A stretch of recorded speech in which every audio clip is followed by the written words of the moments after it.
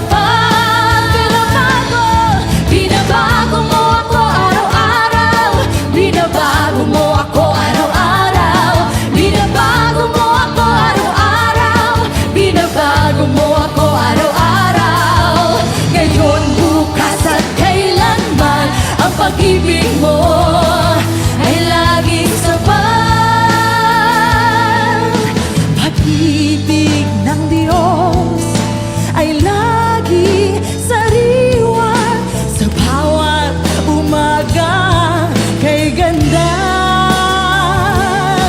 kaya dapat lang ng buhay ko sa umaga, yes, ay laging bago. Binabago mo ako araw-araw. Binabago mo ako araw-araw. Binabago mo ako araw-araw. Binabago mo ako araw-araw. Ngayon, bukas at kailanman, ang pag-ibig mo ay laging sapat. Ito po ang totoo. Pag-ibig ng Diyos ay laging sariwa sa bawat umagang kay ganda. Kaya dapat lang ng buhay ko sa umaga, yes, ay laging bago. Sama-sama tayo!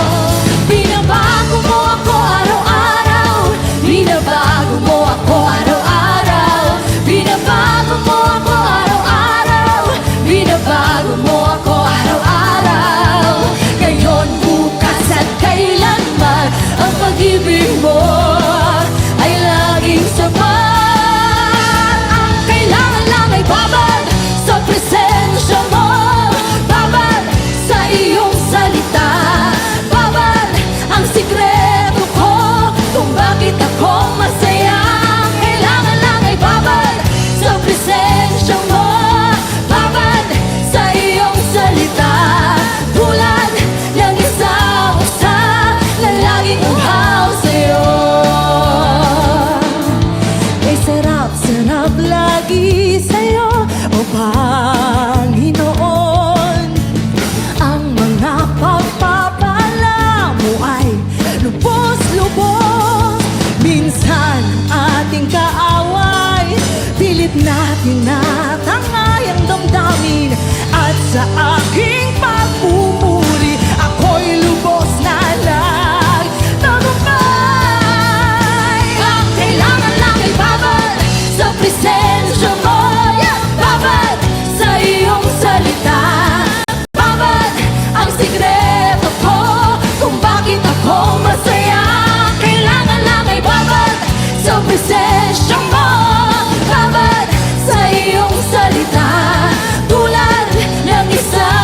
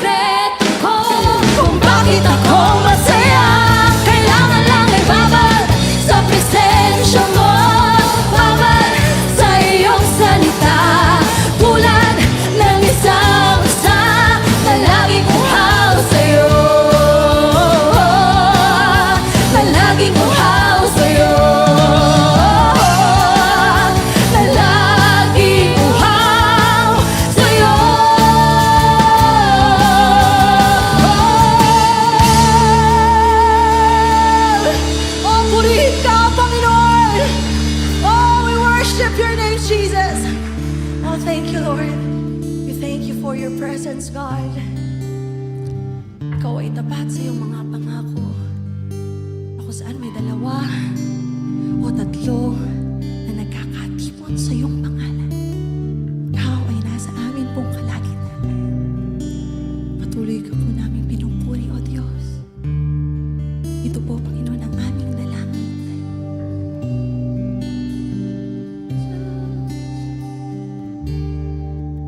Likhaan mo ng bagong puso, akong iyong anak, upang sa'yo ay magpuri ng may kagalakan. Likhaan mo ng bagong puso, akong iyong anak, upang sa'yo ay sumamba ng may kalayaan. Bagong puso, basag na puso, ito ang dalangin ko. Bagong buhay na tapat sa'yo, ito ang alay ko. Lagyan mo ng bagong pahid ng iyong espiritu, upang ang iyong liwanag ang siyang makita ko. Tulad ng bagong sisidlan, bagong alak ay buhos mo, upang ang iyong kalooban ang siyang matupad ko. Bagong puso, basag na puso, ito ang dalangin ko. Bagong buhay na tapat sa'yo, ito ang alay ko. Lagyan mo ng bagong pahid ng iyong espiritu, upang ang iyong liwanag ang siyang makita ko. Tulad ng bagong sisidlan, bagong alak ay buhos mo, upang ang iyong kalooban ang siyang matupad ko. Bagong puso, basag na puso, ito ang dalangin ko. Bagong buhay na tapat sa'yo,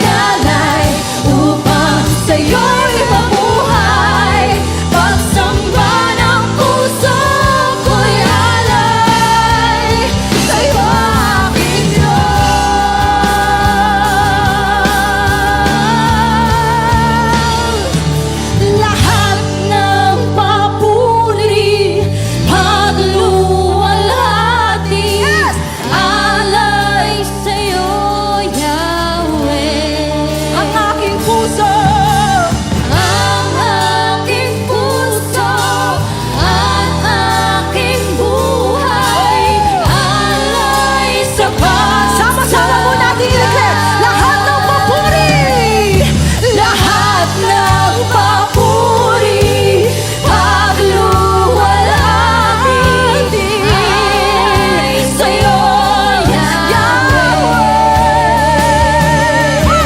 Ang aking puso at aking buhay, alay sa pagsamba. Lahat ng papuri, lahat ng papuri, pagluwalhati, Yahweh. Ang aking puso at aking buhay, alay sa pagsamba, alay sa pagsamba, alay sa pagsamba.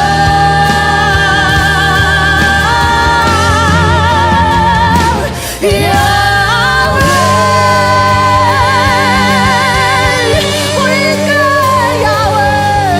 Ang lahat ng papuri, lahat ng pagsamba, oh, ito po, Lord, ay inaalay namin sa'yo. Ikaw ay karapat-dapat. Oh, thank you, Jesus. Woo! Lahat ng papu, sama-sama po tayo. Pagluwalhati, alay sa'yo, Yahweh. Ang aking puso, ang aking buhay, alay sa pagsamba. Lahat ng papuri, come on, church! Lahat ng papuri, pagluwalhati, alay sa'yo, Yahweh. Ang aking puso, ang aking puso, at aking buhay, alay sa pagsamba. Lahat ng papuri, lahat ng papuri, pagluwalhati, alay sa'yo, Yahweh. Ang aking puso at aking buhay, alay sa pagsamba.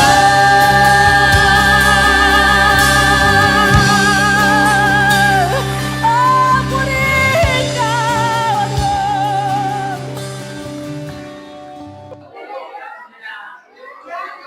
Okay, good morning. Good morning po. Tapos na po yung kwentuhan. Tayo po ay makikinig na ng salita ng Diyos. Masyado nating namiss ang isa't isa. Kaya, mga kapatid, mamaya na po yan. May time tayo makipagkwentuhan mamaya sa ating live talk. Okay. Yun. Praise God. So, tapos na po sila. Tapos na. Ayan. Tayo po ay sandaling tumungo. Tayo po ay manalangin. Aming dakilang Diyos, napakabuti mo, Panginoon, sa aming lahat. Ngayong pong umaga ay aming ibinabalik sa iyo ang pinakamataas na papuri at pagsamba, Panginoon, sa araw na ito. Samahan mo kami, Panginoon, aming banal na spirito, sa aming pakikinig ng iyong mga salita. Manguna po kayo, Panginoon. Bigyan mo kami ng karunungan, ng kaalaman at kaunawaan sa iyong mga salita. Ikaw, O Diyos, ang tunay na nakasisiyasat ng aming mga puso, ng aming mga buhay, suriin at patuloy, Lord, na siyasatin ang aming mga puso. Ngayong umaga sa aming pong pakikinig, alam namin ang isa lang ang magiging hadlang sa aming tatanggapin mula sa iyo. Ang mga bagay na hindi namin naihingi ng tunay na pagsisisi at paghingi ng tawad sa iyo. Sinusuko po namin ang aming mga buhay, ang aming mga nagawang mga pagkakamali ay aming inihingi ng tawad. At kami, Lord, ay nagsisisi at humingi ng tawad sa iyo, nagpapalinis ng iyong banal na dugo upang ang bawat salita mo, O Diyos, na aming tatanggapin ay patuloy naming maranasan diretso sa aming mga puso at magbubunga ito ng matinding pananampalataya sa iyo.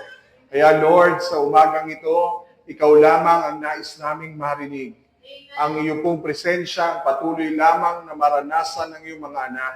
At patuloy, Lord, na ikaw lang ang kakausap sa amin sa gitna po ng amin pong mga maririnig na mga paalala, O Diyos, na mula sa iyong mga salita. Pangunahan mo kami, samahan mo kami. Be our pastor, be our mentor, be our great teacher, Lord God. Reveal to us, Lord, ang iyong katotohanan ng iyong mga salita na wala pong masasayang at mawawalang mga katotohanan na amin pong tatanggapin at walang kayang nakawin ang kaaway sa amin na aming tatanggapin mula sa iyo. Lord, salamat sa katagumpayan ng pagsambang ito. Mapa-online, mapa-face-to-face, Lord God. Alam namin ang aming Diyos ay buhay at kumikilos anumang oras, anumang sandali, anumang panahon, at sa mga oras na ito, kasama namin kayo, Panginoon. Maraming salamat, Lord. We declare the victory over the works of the enemy in the mighty name of Jesus. We cancel all the distractions in the mighty name of Jesus. Lahat po ng mga pwedeng makadestruct sa amin, Lord, kina-cancel namin. At Lord, cover us with your holy precious blood upang wala pong anumang gawa ng kaaway ang mananaig.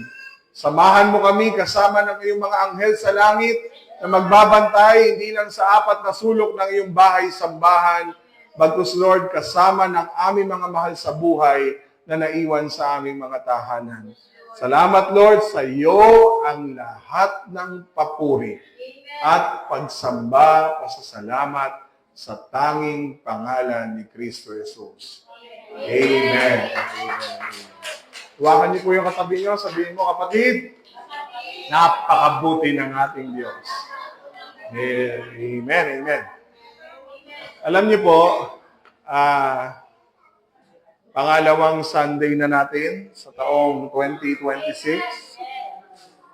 At hindi ko alam kung kayo ay may mga listahan ng mga gusto niyong baguhin, ayusin sa taong ito. So, naka 2 weeks na agad.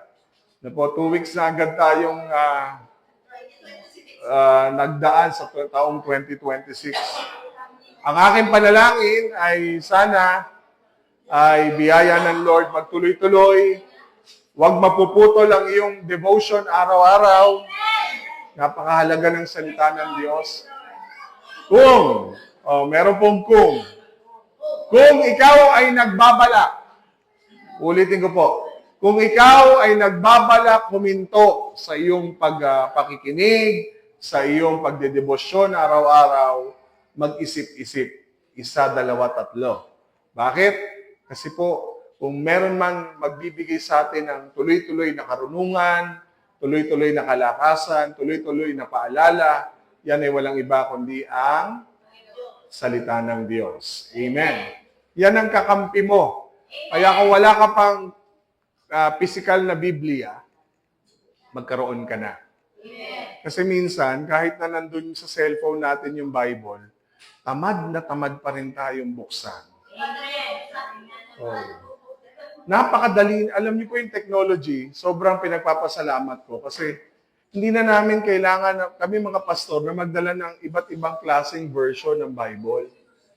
Pag isang click mo lang, yung version ng lahat ng gusto mo, NIV, ESV, NET, NLT, King James Version, New King James Version, nandun ang lahat. Hindi mo na kailangan magbitbit ng kahit na ano. Pero kahit na maganda ang technology, kung hindi mo rin gagamitin sa ayos, baliwala din. Amen. Amen. Kaya, baka wala ka pang Bible sa cellphone. Meron na ba?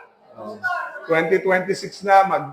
Kung meron sana kayo, kung maaga lang, no, nakaipon kayo, mga 500 pesos, makakabili na po kayo sa Shopee Kung kayo'y malabo ang mata, may ganyang napakalaking font sa Shopee. Type nyo lang po doon, mabuting balita, Biblia. Meron po mga big fonts. Lagay nyo po yon, yung malalaking letra para kayo po ay makag-order kayo. Mga nasa 400 lang naman. So kung gusto nyo po ay bumili kayo doon. Kaysa po yung Shopee, may delivery, parcel. Sayang naman yung mga pinaparcel natin. Po. Amen. Sabi mo sa katabi mo, simula ngayon, kailangan may Bible na rin ako. Okay, bumili po kayo ng Bible. Iba pa rin po yung Bible na may ginuguhitan araw-araw. Ano po, kaysa naman po ano nung ginuguhitan ninyo, kung mananalo ba ako sa Lotto 645, mga ganyan, ay sana po yun ang ating mabili. Okay? So tayo po ay nasa dalawang huling linggo na lang ng ating pong series sa Genesis 32. Bago po natin lisanin itong ating topic about Genesis 32 verses 22 to 32. So pinag-usapan po natin, balikan natin isa-isa, what is God's purpose in our trials and struggles? Una, ano po ang mga layunin ng Diyos sa mga pagsubok? Una, gusto ng Lord, mag-focus tayo sa Kanya. Kaya may trials, kaya may pagsubok, gusto ni Lord, mag-focus. Sabihin niyo po, focus. Yan. Gusto ng Lord siya lang. Okay? Kaya kapag may dumadaang problema, maaaring gusto lang ng Diyos magpapansin sa iyo. Gusto lang sabihin ni Lord na, andito ako. Na pwede mo akong lapitan anumang oras. Pwede mo akong tawagan anumang oras. Okay? Part 2. God's purpose in our trials is to develop perseverance. Okay? Gusto ng Diyos na lalo tayong magtiwala, lalo tayong manatili, lalo tayong kumapit sa ating Panginoon sa panahon ng ating mga pagsubok. Di ba po, pag may trials, dalawa lang ang pwedeng mangyari. Sa halip na ikaw ay ma-develop, ikaw ay bumagsak at lumayo sa Panginoon. So, ang sabi ng Lord, pag dumadaan ang pagsubok, learn to focus on God and develop perseverance. Ayan na wala. Next, part 3. God's purpose in our trials is for us to recognize our weakness and need for Him. Gusto ng Lord, sa panahon ng pagsubok, maintindihan mo na hindi lahat ng bagay kaya natin. Amen. Maraming bagay na pinipilit natin kayanin, pero bumabagsak lang din tayo sa Panginoon. Bakit? Kasi hindi nga natin kaya. Sabihin natin sa katabi natin, huwag mo kayanin. Si Lord ang may kaya. Minsan, sa sobrang kinakaya mong kayanin ang lahat, nabigay din tayo. Lalo kang napagod. Naranasan niyo ba yung napagod kayo nang wala kayong pinagkapagburan? So, mahirap yun. So, sabi ng Lord, gusto lang ng Lord, kaya may pagsubok, ma-recognize, malaman mo na kailangan mo siya sa panahon ng iyong kahinaan. Okay? Pang-apat, God's purpose in our trials is for us to grow in prayer. Okay? Yan ang ating madalas gusto ng Diyos makita natin. Na sa panahon ng mga trials, sa panahon ng mga pagsubok, matuto tayong manalangin sa Kanya. Part 5. Sa panahon ng mga pagsubok, malaman mong muli na meron kang pagkakamali. Okay? Mahirap pong tulungan ang isang tao na hindi marunong umamin sa kanyang pagkakamali. Kaya si Lord, tinuturuan tayo, amin muna. Sabi nga ng Lord, kung ipapahayag mo ang iyong mga kasalanan, ano sabi ng Lord? Tapat ang Diyos na ikaw ay patatawarin. Tapos, hindi lang natapos doon, ikaw ay lilinisin. Ibig sabihin, kung gusto mo na pagpapatawad, matuto ka munang umamin. Kasi hindi makakagalaw ang Diyos sa iyo kung hindi natin matututunang umamin. Confession is very important sa buhay ng isang tao. Di po ba? So, hanggat di ka naamin, hindi ka matutulungan. Tama po? Pero pag inamin mo, doon mo pala marirealize, doon mo pala kailangan ng tulong. Part 6. God's purpose in our trials is to change our character. Maraming pagsubok, binabago, hindi lang ang sitwasyon, kundi pati ang ating ugali. Okay? Kasi sa halip na ikaw ay bumalik sa Diyos, ang karakter natin ang lalabas sa pagsubok, pride. Tama po? Pride. Dahil kaya ko to eh. Doon ko hingin ng tulong. Kaya ko to. Tama? Guilty tayong lahat dyan. Lahat tayo, iniisip natin, kapag may pagsubok, kaya natin. Pero si Lord, hanggat kinakaya mo, lalong bibigat ito. Kasi gusto ng Lord, mabago ang ating karakter, ang ating mga ugali. Okay? Kasi humility po ang binibigay ng trials. Again, ang pagsubok, binibigyan ka ng paraan para magpakumbaba. Matuto kang bumaba sa iyong pagmamataas. Part 7, God's purpose in our trials is for us to know God better. Kapag may pagsubok, may nagpapakilala. Sabi ko nga po sa inyo last Sunday, ang trials ng buhay ay pintuan. Pintuan para mas makilala mo ang Diyos ng mabuti. Okay. So, sa part 8, mga kapatid, hindi lang gusto ng Diyos magpakilala siya sa panahon ng pagsubok. Gusto din ng Diyos sa panahon ng pagsubok ay pagpalain ka. Okay? Kaya may pagsubok kasi gusto ng Diyos na tayo ay pagpalain. Gusto ng Diyos na maranasan mo ang pagpapala. Hindi lang makilala mo siya ng mabuti, kundi gusto ng Diyos pagpalain ka. Amen. Amen. Basahin natin ulit, Genesis 32, verse 29. Nagtanong din si Jacob sa kanya, sabihin mo rin sa akin ang pangalan mo. Pero sumagot ang tao, huwag mo nang itanong ang pangalan ko. Pagkatapos, binasbasan niya si Jacob doon. Okay. So, para sa pasimula, maraming tao natatakot kapag may pagsubok. Okay. Mga kapatid, maraming tao natatakot kapag may pagsubok. Ako lang po ba yun? Lahat. Ang pagsubok, iba-iba ang itsure. May pagsubok na mahirap, may pagsubok na sobrang hirap, may pagsubok na ubod-ubod sa hirap, may pagsubok namang medyo magaang, may pagsubok na kaya ko naman, may pagsubok na sadyang wala ka nang masabi kundi suko na ako. Okay? So pag tayo pong lahat ay dumadaan sa pagsubok, isa lang ang ating napagtatanto, ang hirap. Ako lang po ba yun? Ako lang? Hirap. Taas ang kamay ng may mga pagsubok na mahirap. No, magkaklase po tayo doon. Marami tayong hirap at pagsubok na pinagdadaanan. Lalo na kung ang pagsubok ay may nangyayaring hindi maganda. Lalo nang nakakatakot. At laging kasunod ng nakakatakot ay mga tanong na, Lord, bakit ako? Pwede namang siya. Parang gano'n. Laging tanong, bakit po ako? Sumunod na tanong, kapag nagtanong ka ng bakit ako, ano bang kasalanan ko? Pag ako po'y nagtatanong sa Panginoon, lagi ko iniisip, bakit sa dinami na dami ng tao, bakit ako ang nandito sa sitwasyong ito? Pwede namang iba.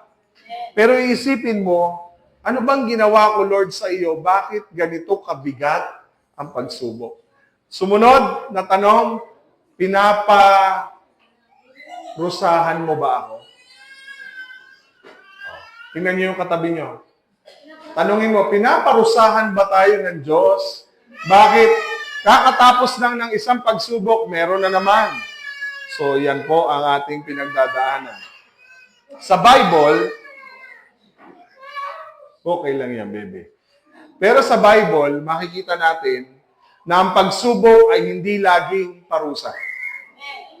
Pakinggan nyo pong mabuti, baka ma-miss out nyo. Baka ma-miss nyo, sayang naman ang ligo, bihis, na ginawa nyo ngayon. Make-up, lipstick, sayang ang pabango, sayang. Bago pa man din. So, ulitin ko po, sa Bible, makikita natin na hindi lahat ng pagsubok parusa. Ulit, hindi lahat ng pagsubok ay laging parusa. Bagkus, ang mga pagsubok sa Biblia ay paraan ng Diyos. Una yan, paraan ni Lord. Again, pag may pagsubok sa Bible, ibig sabihin may ginagawang paraan ang Lord sa atin. Pangalawa, okay? Sa Bible to ha, hindi sa atin. Again, sa Bible, pag may pagsubok, hindi parusa. Kundi may ginagawa ang Diyos na paraan. Pangalawa, sa Bible, pag may pagsubok, ito po yung lugar, yung pagsubok ay lugar para magpakita ang Diyos sa iyo. May gawin ang Diyos sa buhay mo, may paraan ng Diyos, hindi lang may paraan, may lugar ang Diyos para magpakita. Okay? Magpakita ng biyaya, magpakita ng kagalingan, magpakita ng kapangyarihan, magpakita ng ano pa, andam ng kabutihan, magpakita ng pagpapatawad, ang dami niyang pinapakita, hindi sa panahon na maayos ang buhay, sa panahon ng pagsubok. Okay? Again, pag may pagsubok sa Bible, may paraan ng Diyos. Pangalawa, pag may pagsubok sa Bible, lugar yon para magpakita siya. Okay? Pangatlo, ang pagsubok sa Bible ay pintuan ng pagpapala. Okay? Doors of blessing. Okay? Tatlo yan mga kapatid ha. Ulitin ko po, pag may pagsubok, may ginagawang paraan ng Diyos sa Bible. Pag may pagsubok sa Bible, nagpapakita ang Diyos. Pag may pagsubok sa Bible, ano yung pangatlo? Pintuan po ito ng pagpapala. Okay. Sa kwento ni Jacob, mga kapatid, kung babasahin nyo, hindi tinapos ng Diyos ang kanyang problema. Nagpakita ang Diyos, nakipagbuno siya sa Diyos, pero hindi natapos yung problema niya.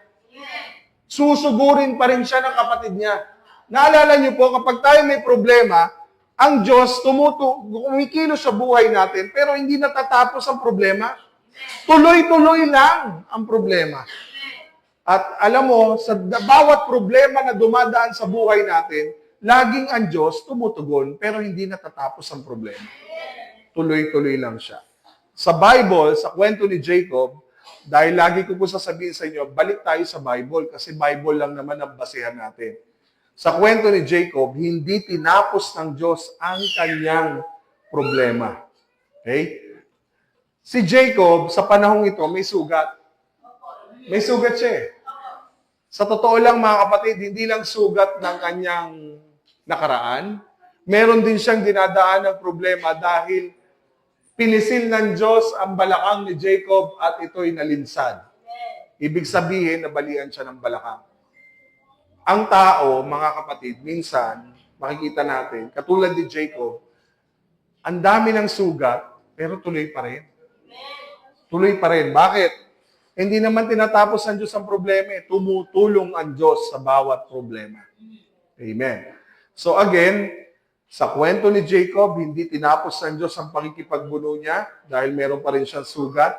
Pero dito po, tinapos ng Diyos ang kanyang ginagawang pagsubok sa paraan ng pagbabasbas. Sa paraan ng pagpapala. Kapag sinabi pong binasbasan, binless. Sa Ingles, blessing. Okay. Ibig sabihin, umalis ang Diyos sa paraan ng blessing. May problema. Dumating ang Diyos sa gitna ng problema, tinapos ang Diyos sa pagpapala. Natatapos ang pagsubok pag dumating na yung tugon sa iyong pagsubok. Tama po? Tapos na. May problema ka sa pera, nabayaran mo, tapos ang problema. Tama po? Nagka-problema ang pamilya, naayos, na pag-usapan, tapos ang problema. Natapos sa pagpapala. Tama po? O, maintindihan niyo po mamaya ang konteksto ng lahat ng ito. Si Jacob, papunta na si Esau para harapin siya. Yung kapatid ni Jacob na si Esau na nalinlang ng kapatid ni si Jacob. So, ibig sabihin, kung papunta na si Esau sa kanya, punong-puno siya ng takot, punong-puno siya ng hiya, punong-puno siya ng bigat ng konsensya. Okay? Mga kapatid, yung bata, okay mag-ingay, pero yung matanda, wag na po kayong sumabay. Gusto niyo po bang bigyan ko kayo ng pacifier? Para wala na sa salita? Sagwa siguro, sa GG, sa WCC, lahat ng miyembro nakapasipayer. Bakit po? Ay kasi po yan po ang paraan namin para malaman kung mas maingay ang matanda kaysa sa bata. Okay? Sabi mo sa katabi mo, pacifier ba ang gusto mo? Okay. So sa gabing yon, mga kapatid, punong-puno siya ng takot, punong-puno si Jacob ng hiya, punong-puno siya ng konsensya. Ang bigat-bigat ng konsensya. Sa gabing yon, kapag may pagsubok ka at mag-isa ka, para kang nilalamon ng isip mo na unti-unti kang pinanghihina, unti-unti kang parang wala kang ganang kumain. Nakaranas sa po ba kayo ng gano'n? Yung wala kang ganang kumilos, lahat ng bagay sa iyo naiirita ka, lahat ang init ng ulo mo, yun po, pati aso inaaway mo. Tama po? Pati panahon inaaway mo, lahat inaaway mo kasi may pagsubok eh. Mabigat. Eh si Jacob nag-iisa. Isipin niyo po, wala yung kanyang dalawang asawa, wala rin yung kanyang mga anak, wala din yung mga tauhan niya, nag-iisa lang siya. Kaya nga, yan eh parang ang sarap ihambing sa isang OFW na wala ang asawa, wala ang anak, walang magulang, wala lahat. Nag-iisa siya. Kung meron mang pinaka mapalad, yung magkakasama kayong pamilya. Kasi lumalakas ang loob mo eh. Tama po? Kaya ang pamilya mo, yaman mo yan eh. Lakas mo yan. Pag nabitawan at nawala at naging mag-isa ka, parang kinakaya mo pero ang hirap. Amen po ba sa mga OFW? Ang hirap. Hindi biro ang mag-isa. Iba pag magkakasama. Ang laban ni Jacob, hindi lang laban ng pisikal. Kasama din yung emosyon. Kapag ikaw ay stress at marami kang pagsubok na pinagdadaanan, kasama dyan hindi lang katawan mo, pisikal. Utak, puso, lahat na apektado. Ang laban ni Jacob, takot na takot siya. Punong-puno siya ng karakter na feeling na pakiramdam niya, kaya kong labanan to, pero sa totoo lang, nasa punto na ako ng buhay na wala na akong magagawa. Sa huli, nagtanong si Jacob sa Panginoon, ano po ang inyong pangalan? Hindi siya sinagot ng Diyos, pero pinagpala siya ng Panginoon. Okay? Meron po akong gustong katotohanan na gusto ko i-share sa inyo. Ang pagsubok na akala mong sisira sa iyo, iyon pala ang lugar kung saan pagpapalaing ka ng Diyos. Ulitin ko po. Yung pagsubok na akala mong pinaparusahan ka, sisirain ka, yung palang pagsubok na ibinigay ng Diyos sa iyo ay daan para o lugar para ikaw ay pagpalain ng Diyos. Hindi nyo naiintindihan, mga kapatid. Focus. Sabi mo sa katabi mo, focus. Yung pagsubok mo, yung problema mo, yung pinagdadaanan mo, akala mo sisirain ka. Ang katotohanan, yun pala ang lugar kung saan ka pagpapalain ng Diyos. Hallelujah. Yun ang lugar kung saan mo siya makikita. Yun ang lugar kung saan niya papatunayan ang pangalang ito. Greater works, nino ng Diyos. Kaya mga kapatid, pag may pagsubok, hindi parusa. Hindi pagsira. Hindi pagwasak. Kundi lugar ng pagpapala. Kaya wag mo nang questionin ng Diyos, bakit ako pa? Anong kasalanan ko? Pala, sa lugar na yan, pagpapalain ka ng Diyos. Mga ilang katotohanan na gusto ko pong imulat ang bawat isa, gaya ng pagmulat ng Diyos sa inyong lingkod. Una, ang pagsubok ay para ihanda ka. Again, ang pagsubok ay para ihanda ka. Hindi para sirain ka. Okay? Hindi inalis ng Diyos ang pagsubok kay Jacob. Pero yung pagsubok ni Jacob ang naging daan ng Diyos para siya'y pagpalain. Naalala niyo po yung verse natin kanina?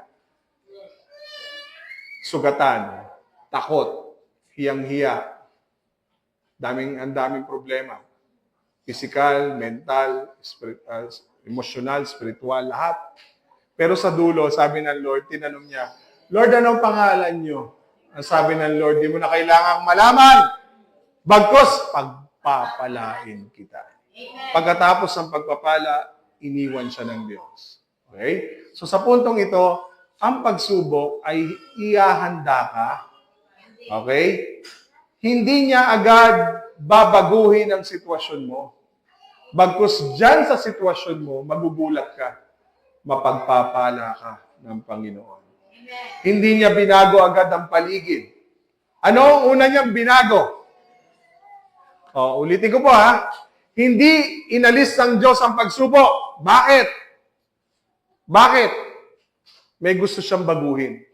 Ano ang gusto niyang baguhin? Sitwasyon mo? Hindi. Ikaw mismo. Kapag may pagsubok, hindi sitwasyon mo ang babaguhin ng Diyos. Ikaw mismo.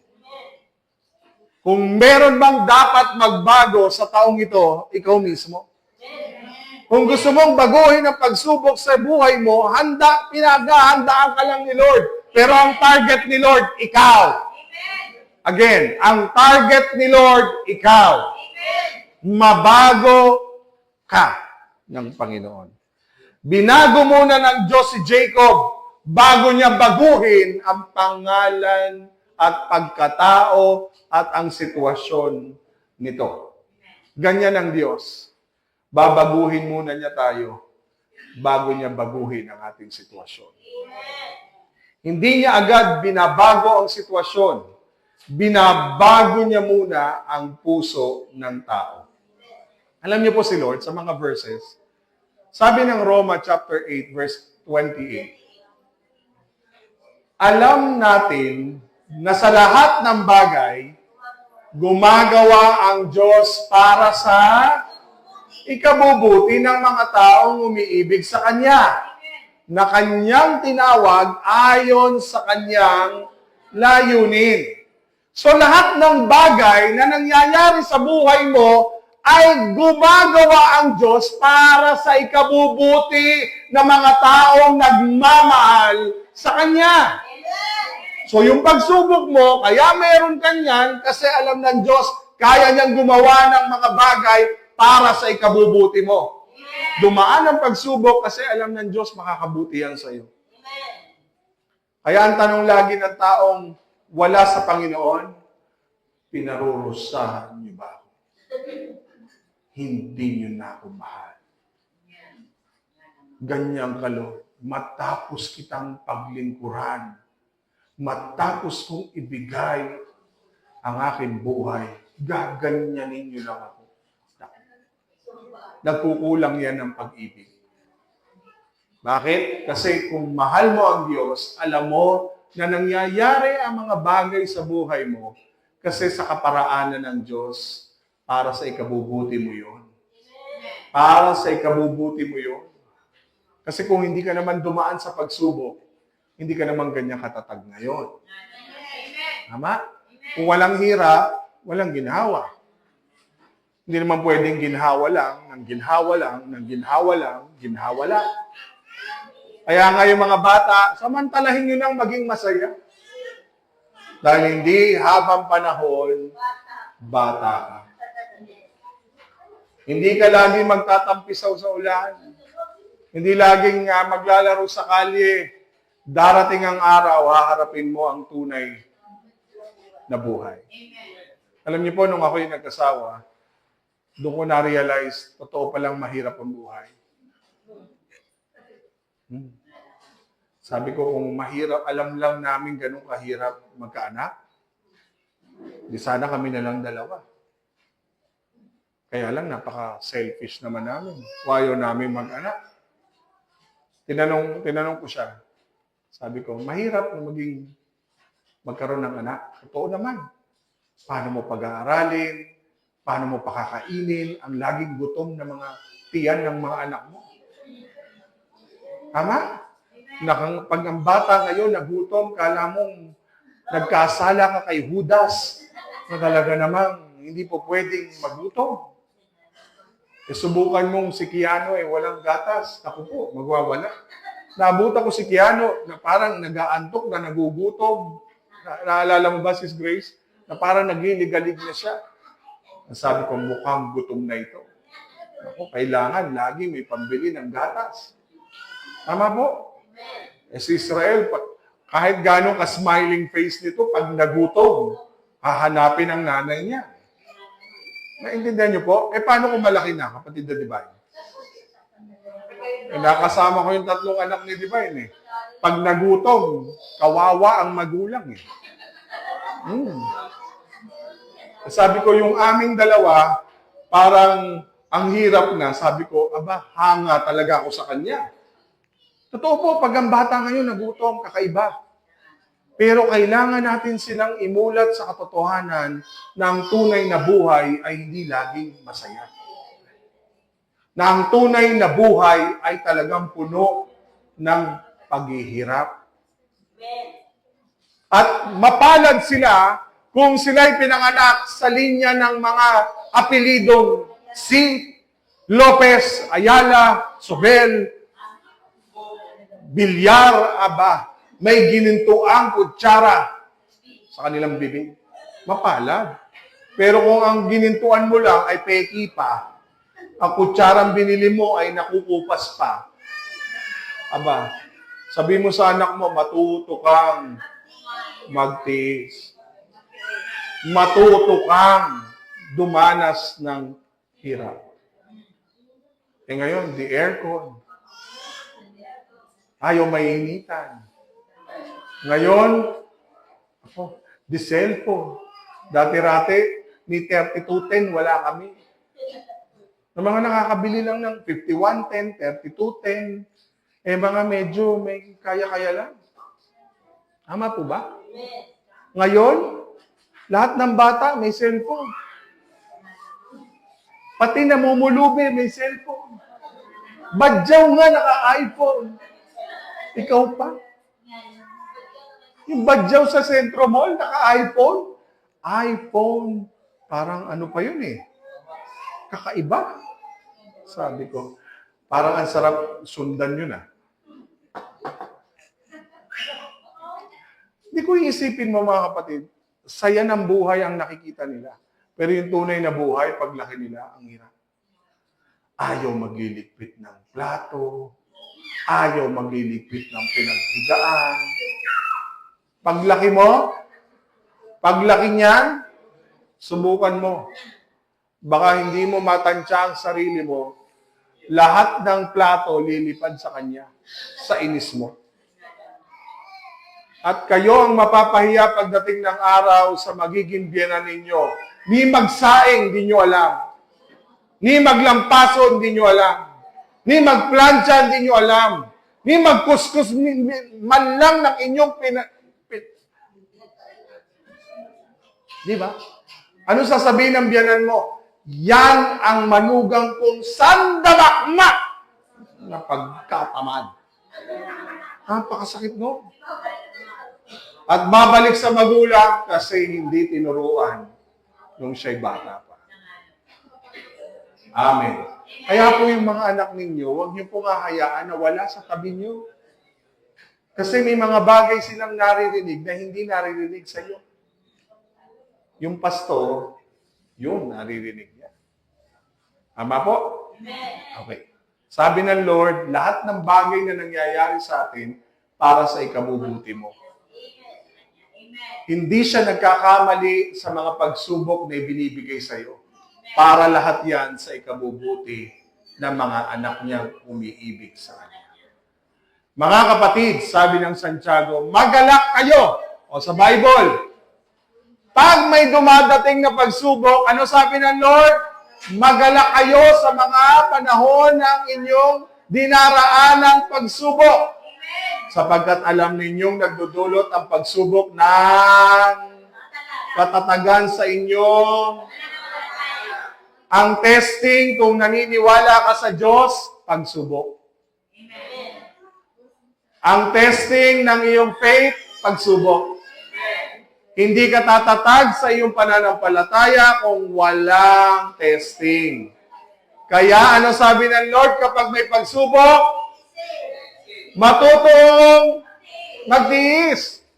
Tiisin ninyo ang mga pagsubok upang maging ganap. Pag sinabing ganap, maging maayos, perpekto, tama, at walang anumang pagkukulang ang buhay nyo. Kaya ang mga anak na marunong magtiis, paglaki niyan, makukontento yan sa buhay kasi marunong siya magtiis. Nanay ko wala pa ngayon, okay lang. Wala pang pambili, okay lang. Ay, walang ganito, okay lang. Pero yung anak na lumaking walang pagtitiis, naku po. Ang nanay talaga, ang tatay, mahihirapan. Tama po, mga kapatid. Sumunod, Jeremiah 29, my life verse. Ito po yung life verse ko eh. Alam ko kung paano ko tutuparin ang mga plano ko para sa... Hindi ikaw ang tutupad sa mga plano ng Diyos. Siya. Alam ng Diyos kung paano niya tutuparin ang mga plano niya para sa kabutihan mo at hindi para ikaw ay mapasama. Kaya kung dumadaan ka sa pagsubok, hindi para parusahan ka, para magkaroon ka ng problema. Sabi ng Lord, kaya may pagsubok kasi mayroon siyang planong tuparin ang mga bagay sa buhay mo. Plano para bigyan ka ng pag-asa na magkaroon kayo ng mabuting kinabukasan. Si Lord yan, nagbibigay ng magandang plano. Amen. So, parang sundalo. Ewan ko po kung familiar kayo sa training ng mga sundalo. Ang mga sundalo po, hindi pinatraining sa aircon. Tama ba, Tito Rick? Tama ba yung mga nagpulis? Hindi sa aircon training. Sa putikan. Tama? Ang training ng sundalo, pinapahirapan, pinagpapawisan, binibigyan ng mabibigat na dalahin, pinagpupuyat. Bakit? Kung titingnan lang nila yung hirap ng pagiging sundalo, wag na lang. Tama po? Ang mga sundalo, binibilad sa araw. Tama po? Ginugutom. Pinapahirapan. Pero kung titingnan yung mga sundalo, titingin sila sa pagsubok, susuko sila. Pero hindi nila alam na yung pagsubok na yon ay training ground para maisip niya na buti dumaan ako dito. Kasi kung magkagera, handa kami sa lahat ng panahon. Tama? Yung mga pulis, Sabi nga nung araw kanino bang presidente yung bawal ang pulis na malaki ang tiyan. At hindi po ako papasa doon, mga kapatid. Kaya nagpastor na lang ako Kasi yung pulis, bawal makensyan Kailangan nilang, meron silang measurement na kailangan nilang, para makatakbo daw sila at makahabol sa magnanakaw, kailangan maliit ang kanilang waistline. Tama po? Kanino bang panahon yun? Parang kay Ramos o kay GMA ba? Basta nung si Ping Lacson ba yon? Si Ping Lacson. Kay Erap. So sa panahon na yon, mga kapatid, kailangan yung katawan ng tao, ng pulis, kailangan physically fit. Okay? So again, kung titingin lang yung sundalo sa hirap, maiisip niya, gagantihan ko tong mga nagpahirap sa akin kasi pinahirapan ako. Hindi po. Pagdating ng araw na sila po ay nasa serbisyo na, alam nilang magtiis sa anumang pagsubok ng hirap ng buhay. Okay? So sasabihin mo, buti na lang dumaan ako dito, kaya ko palang lumaban. Okay? Ganito po ang mga pagsubok na pinagdadaanan natin. Hindi ka pinaparusahan, inaayos ka niya para sa kanyang pagpapala. Again, ang Diyos hindi ka pinaparusahan sa pagsubok. Ano sabi ng Lord? Inaayos ka niya para sa kanyang pagpapala. Amen. Okay. Pangalawa, pinagpapala tayo ng Diyos sa lugar ng pakikipagbuno. Sabi ng Biblia, binasbasan niya si Jacob doon. Saan niya po binasbasan si Jacob? Doon, sa lugar na yan. Sa lugar na kung saan nag-iisa si Jacob. Sa lugar doon sa kanyang panahon ng pagsubok. Doon siya nagbe-bless. Doon niya pinagpapala sa panahon ng iyong laban. Hindi pagkatapos ng laban pinagpala si Jacob. Ulitin ko po.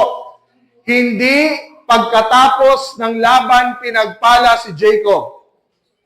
Hindi siya pinagpala ng Diyos sa panahon nang natapos na ang kanyang luha. Hindi siya pinagpala ng Panginoon sa panahon na tapos na at maayos na ang lahat. Kundi pinagpala at binasbasan siya ng Diyos doon sa panahon ng pagsubok. Okay? Doon mismo. Minsan, katulad tayo ni Jacob, ang Diyos pinagpala ka sa panahon ng iyong pagod. Pinagpala ka ng Diyos sa panahon ng iyong takot.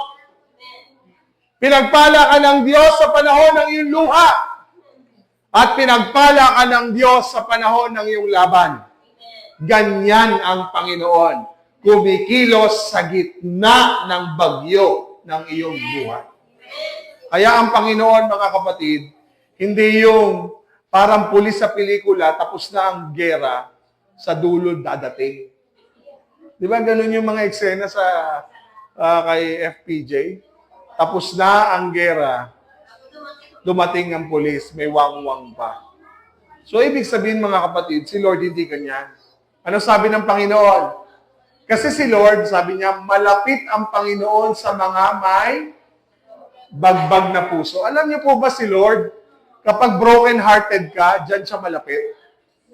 Pakinggan niyo po kung mabuti. Sayang naman ang pinunta niyo dito kung kayo po'y magchichika moment lang.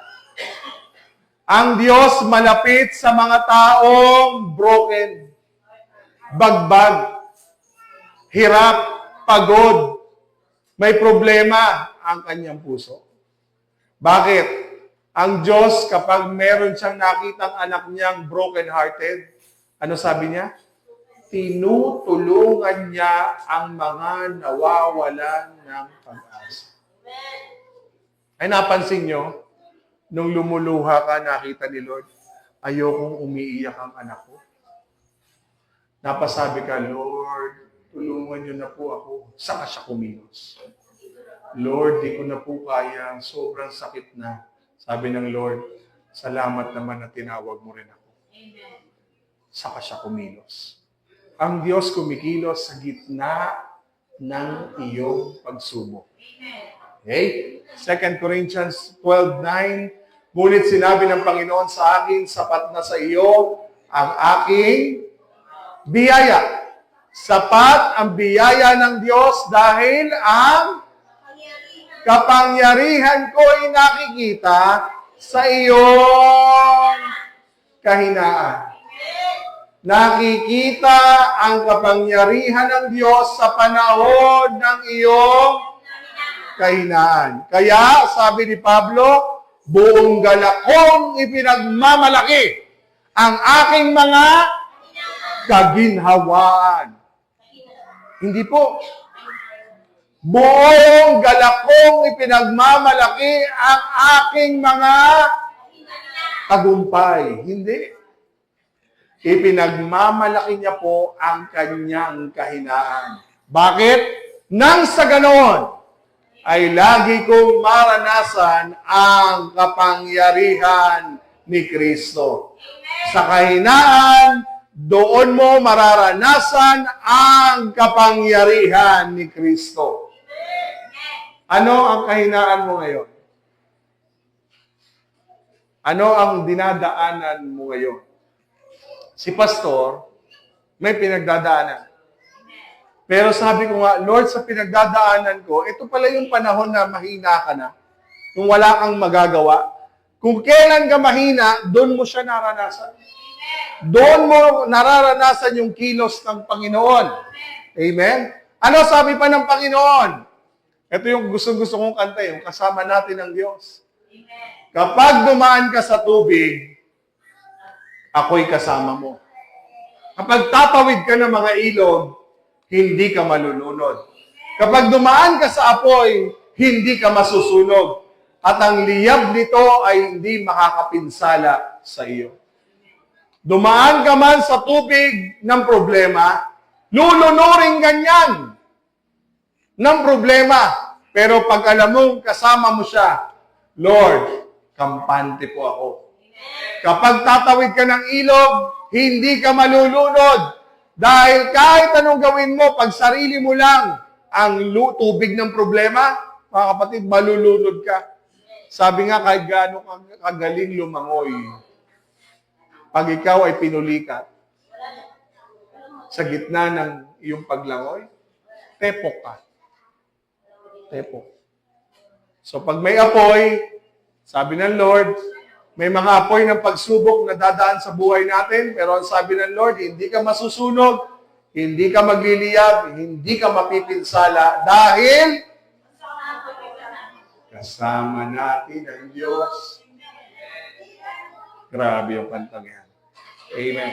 Next, sabi ng Lord, hindi lang siya nagpapala pagkatapos ng bagyo, pinagpapala kanya habang nasa gitna ng bagyo. Sino sa atin na nakaiyak na sa kwarto niya? Sa kwarto, iyak ka ng iyak. Sino nakaranas na niya?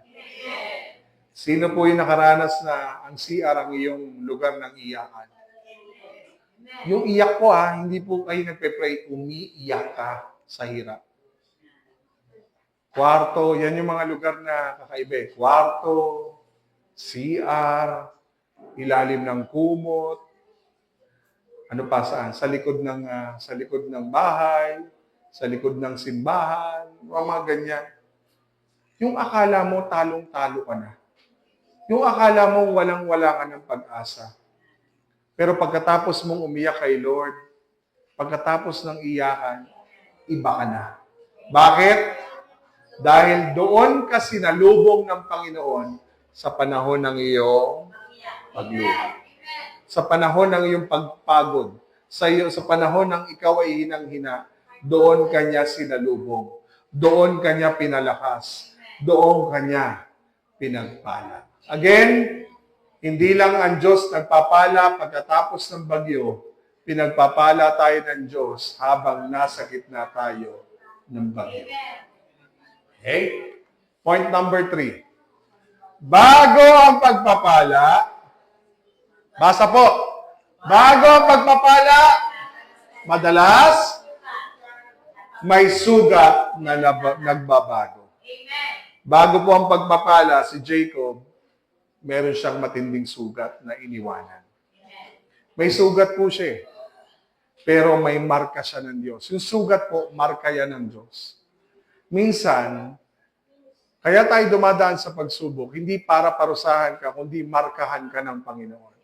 Markahan na sa lugar na ito, sa sitwasyong ito, dito ako binago ng Panginoon. Okay? Si Jacob umalis ng paika-ika, may sugat, may hapdi, pero kahit mahapdi ang sugat, may bago naman siyang pagkatao. Hindi na Jacob ang kanyang pangalan, ang kanyang pangalan na ay Israel. Hebrews chapter 12 verse 6, sapagkat dinidisiplina ng Panginoon ang mga minamahal niya at pinapalo niya ang itinuturing niyang mga anak. Alam niyo po mga kapatid, walang disiplinang masaya. Walang pagsubok na hindi ka susugatan. Pero lahat ng pagdidisiplina ng Panginoon ay dahil sa pagmamahal niya. Pinapalo niya ang itinuturing niyang mga anak. Napansin ko po, nung ako po ay napalo ng aking mga magulang, dahil may ginawa akong mali. Tama po? Bibihira ang magulang na walang toyo na biglang papaluin ang anak nang wala lang. Gusto ko lang. Sininturon. Gusto ko lang. Hinangir. Gusto ko lang. Kasi wala lang. Trip ko lang. Hindi pwede. Kapag mahal mo ang iyong anak, didisiplinahin ka. Hindi kukonsintihin ka. Pag mali, mali. Bakit? Dahil mahal ka. Didisiplinahin ka kasi mahal ka. Pinapalo ka kasi gusto niyang ayusin ang buhay mo. Hindi ka pinapalo dahil gusto ka lang parusahan. Kasi gusto ng Diyos, magbunga ang lahat ng ito para matuto kang disiplinahin. Madisiplina ka. Ano pa sabi ng Bible? Habang dinidisiplina tayo, hindi tayo natutuwa. May natutuwa ba kapag pinapalo? Wala. Mama, ang sarap. Sige pa, dito pa, dito pa. Walang ganun. Wala pong pinapalong natutuwa, kundi nasasaktan. Kaya ka dinidisiplina, walang disiplinang nakakatuwa, kundi napakasakit. Ngunit, sa gitna ng mga sakit na iyong pinagdaanan, ang ibubunga naman ito sa bandang huli ay ang mapayapa at matuwid na pamumuhay. Amen. Isang araw, malalaman ng anak mo kung bakit mo siya pinapalo kasi gusto mo maging maganda ang kanyang buhay. Ayaw mo mag-aral? Sige. Sinturon ang abot mo. Nakaranas na po ba kayo ng ganyan? Ayaw mo kumain? Sige. Katabi mong susubo ang mga hanger ko. Kaya nga po yung latay, hindi agad nawawala. Nakaranas ka ng latayan? Yung kamay ng tatay mo o nanay mo nakadikit sa puwet mo? Yung pag-alis ng kamay ng nanay mo, nakadikit pa rin yung kulay? Kulay pulang-pula na namamantal-mantal na makati-kate? Yan yun eh. Wala nang kamay ngayon eh. Gumagamit talaga ng noong araw, yung sanga ng bayabas na manipis, kapag yun ay dumampi sa balat, makati. Namamantal. Ngayon, bawal ng paluin daw ang bata. Pero yan po'y makamundo eh. Hindi natututo ang bata hanggat hindi siya na. Si Sam at si Naomi po, pag ang papa niya ay may hawak ng sinturon, yun, sobra na. Pero pag ang nanay niya ang kumuha ng pamalo na hindi nila nararanasan, naku, magtitino talaga. Iba po yung laki sa palo eh. Iba yung laki sa palo. Pwera na lang yung palo walang pagpapaliwanag. Dapat po kaya mo pinalo kasi kailangan mong paliwanag kung ano yung naging pagkakamali. Ang hirap sa magulang, pinalo mo, hindi mo siya pinakinggan, hindi mo ipinaliwanag. Bakit ka napalo? Kasi po, ganito. Kasi po. Di ba? Papaliwanagan niyo. Ano pa sabi ng Bible? Mabuti na pinarurusahan niyo ako, sabi ni Haring David. Dahil sa pamamagitan nito, natututunan ko ang inyong mga turo. Nung kami elementary, nagtataka po kami kapag hindi kami naka-recite ng multiplication table, ang kamay namin po ay ilalahad mong ganoon, papaluin ka ng stick ng teacher.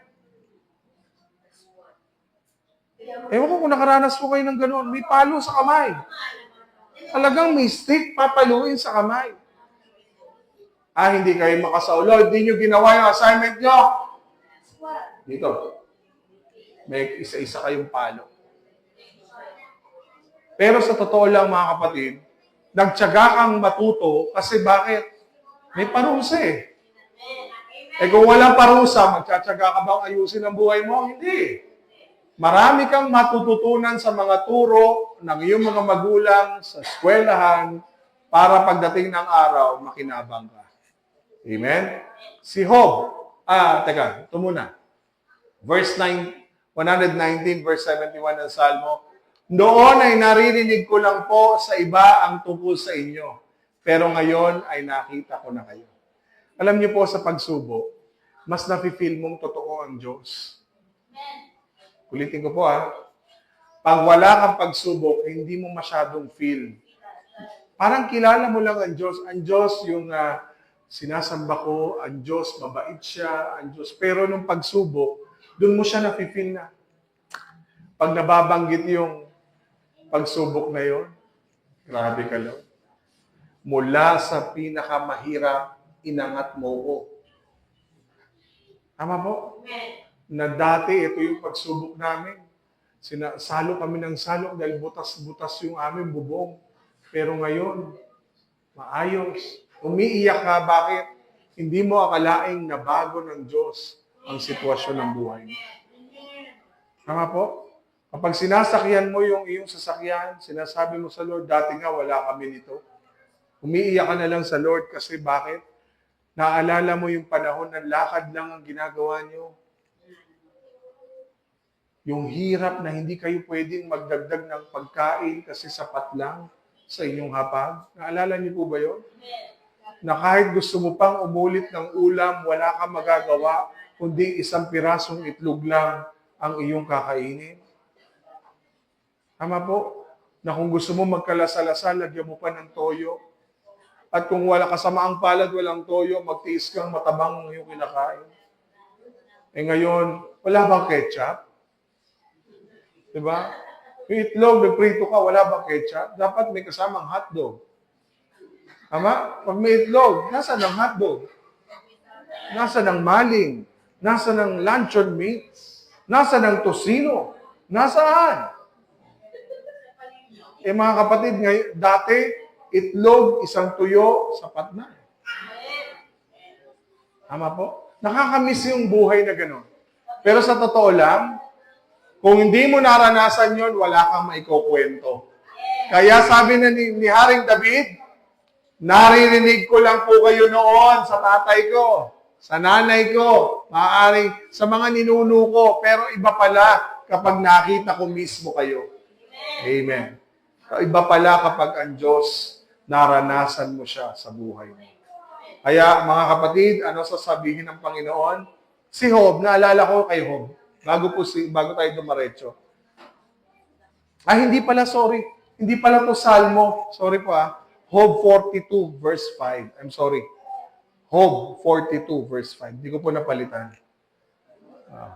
Si Job, naalala niyo po si Job? Puno ng sugat, bigo, hiwalay, nawalan ng pamilya, nagkamali, pero yun ang daan ng Panginoon. Para sabihin, anak, huwag kang umasa sa sarili mo, umasa ka sa akin. Alam niyo po, may tinatawag na peklat ng totoo. Yung peklat na totoo. Yung mga nanay natin, kapag na-CS, sino po dito CS? May peklat yan eh. Ano po? Si misis ko, hindi naman napeklatan. Pero yung mga may peklat, pakita niyo po sa mga anak niyo. Hiniwa yan dahil sa'yo. Isipin mong ilang hiwa at sugat yan. Sinugatan na ako, hiniwaan pa ako, nagpagaling pa ako. Alam niyo po, yan yung mga peklat ng pagmamahal ng isang magulang. Tama po ba? Yung mga sugat natin, maraming maalaala yan eh.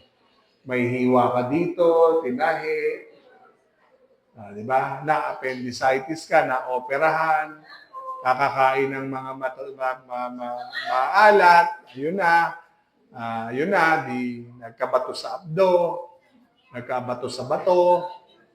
So lahat po yan may marka. Doon ko na-realize, ang lola ko po ay may milyones. Andito lahat sa kanya, milyon niya. May opera dito, may opera dito, may opera dito, lahat na opera. Sabi ko sa lola ko, ang pera mo nakatahi sa dibdib mo. Ang pera mo, ayan sa katawan mo. Pero na-realize ko, yung peklat pa lang yun, inabot pa siya ng 80 anyos. Wala na nga lang siyang pera. Pero buhay siya ng hanggang 80 taon. Mga kapatid, hindi lahat umaabot ng 80 years old. Tingnan mo yung katabi mo. Tanungin mo kung bata-bata pa yan. Sa tingin mo, sa lifestyle mo, aabutin mo pa ang 80 anyos? Ngayon mga kapatid, maniwala kayo sa hindi. Pag-akyat ko dito ng tuhod ko kanina, ang sakit. 39, magko-40 pa lang ako. Tinungtong ko kanina.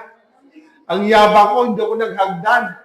Umakyat agad ako ng mataas-taas. Ang sakit ng tuhod ko, mga kapatid. Sa tingin nyo, yung rayuma mo, 39? Sige, kayo. Hindi po ba? Sa tingin mo, tatagal ka na katulad ng tagal ng buhay ng Nanang Rita?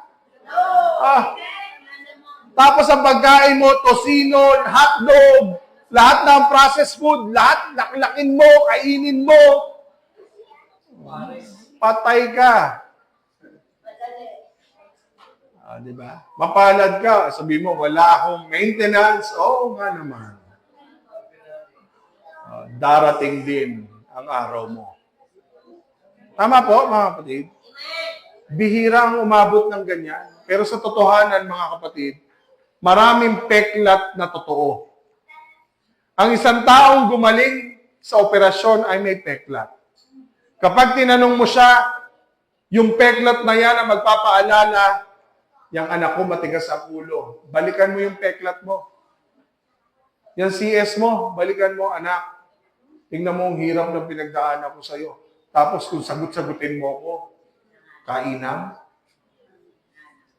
Kung dabog-dabugan mo ako, tingnan mo yung hiwa sa akin. Hiwaan kaya kita. Nang maramdaman mo yung hirap. Hindi nga lang yung hiwa eh. Mapalad pa nga yun na CS eh. Dahil may anesthesia. Yung nanganak talaga ng wala, na normal, mas masakit daw yun.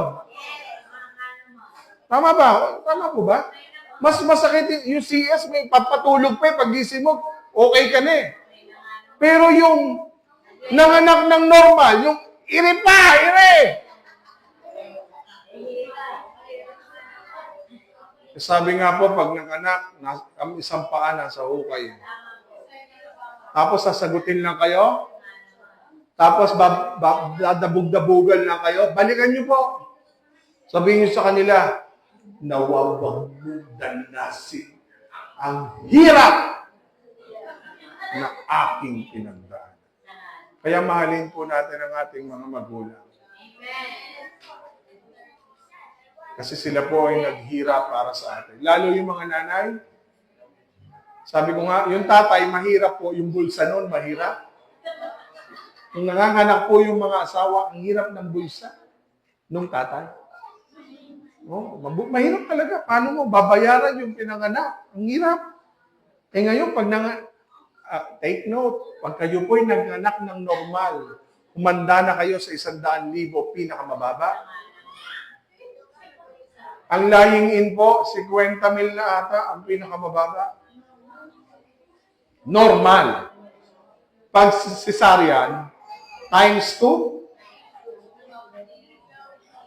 anak pa more. Yung sa katabi mo, anak pa more. Amen. Kaya nga, dapat sabi, yung mga peklat, hindi kinakahiya, ipinagmamalaki. Oo, may peklat, pero yung peklat na ito ay patunay na ako'y pinagaling ng Panginoon. Yung peklat na yan, hindi lang physical na peklat, kundi spiritual na maraming peklat. Sino po sa inyo maraming peklat na? Dahil sa mga pinagdadaan ng pagsubok, marami ng peklat. Tingnan niyo po yung katabi niyo, mukhang peklat na ba yan? Hindi pa. Pero maraming sugat yan na gumaling, na patunay, yung mga peklat na yan ay buhay ang Diyos at naranasan niya ang biyaya at pagpapala ng Panginoon sa panahon ng sugat na kanyang pinagdaraanan. Ganun kabuti ang Panginoon. Amen. Hindi ka na kagaya ng dati. Mas marunong ka nang magtiwala ngayon sa ating Panginoon. Amen. Mga kapatid, kung ikaw ay nasa gitna ng laban, gusto kong malaman mo, hindi aksidente yung mga pagsubok na pinagdadaanan natin. Hindi sayang. Hindi sayang. Hindi ka pinarurusahan lang. So habang meron tayong pinakikinggan, at Pastora, baka ikay makatulog dyan. Pakiyano mo. Ulitin ko, kung ikaw ay nasa gitna ng laban ngayon, hindi ka aksidente, hindi sayang ang iyong mga pinagdaanan, hindi ka pinarurusahan, kundi gusto ng Diyos, ikaw ay pagpalain. At minsan ang panalangin ng Kristiyano, Lord, alisin mo po ang mga pagsubok sa akin buhay. Pero ano sagot ni Lord? Anak, sasamahan kita at pagpapalain kita sa gitna ng mga pagsubok. Kung ikaw ay pagod na, hindi ko alam kung nakakangiti pa yan ngayon, salamat sa Lord. Pero kung pagod na yan, kung sugatan na yan, kung ngayon hanggang ngayon naguguluhan ka, kung ngayon meron kang labanan na pinagdadaanan, isa lang ang mensahe ng Panginoon sa atin, lumapit ka sa Panginoon. Marahil sinasabi ng Diyos sa iyo, anak, pakinggan niyo pong mabuti. Maaaring ang mensahe sa iyo ng Diyos, anak, huwag kang bibitaw. Pagpapalain kita dyan mismo sa iyong pinagdadaanan. Kaya ngayon po, kung meron kang pinagdadaanan, pwede kang pumikit. Hindi mo naman kailangan sabihin sa katabi mo. Sabihin mo sa Lord, Lord, pagod na po ako. Nahihirapan na po ako. Konti na lang, bibitaw na po ako. Pero salamat dahil lagi kang nandyan sa gitna ng aking mga pagsubok. Tayo po'y manalangin. Panginoon, naniniwala po kami na sa gitna ng aming mga pagsubok, hindi mo isinasara ang pintuan. Kung hindi binubuksan mo para kami hubugin, para hindi kami sumuko. Tulungan mo kaming isuko sa iyo ang lahat ng aming pagod, ang lahat ng aming kabalisahan, ang lahat ng aming mga sugat, ang lahat ng mga bagay na gumugulo sa aming mga isipan, ang lahat ng laban namin, panahon na para isuko namin sa iyo, Panginoon.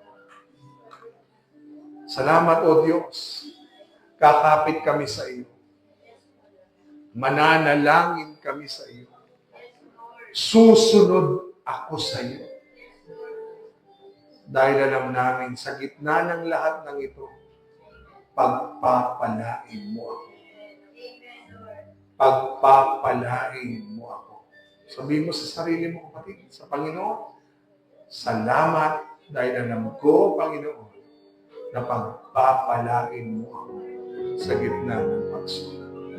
Yan po ang aming panalangin sa tanging pangalan ng Kristo Jesus. Amen. Amen. Lapakan natin si Lord. Sige po, tayo po'y dadako sa magbabalik ng ating mga kaloob at ikapu. Tapos diretso na po tayo sa ating live talk. Sige po.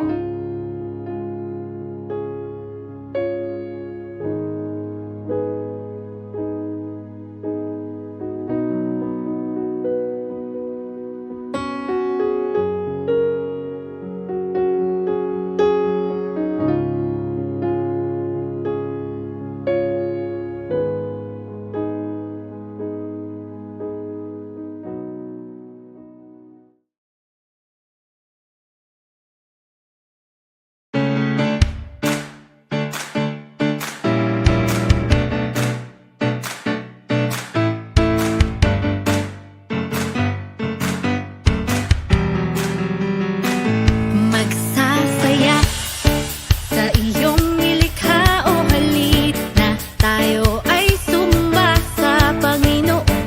Ito ang araw na Kanyang ginawa.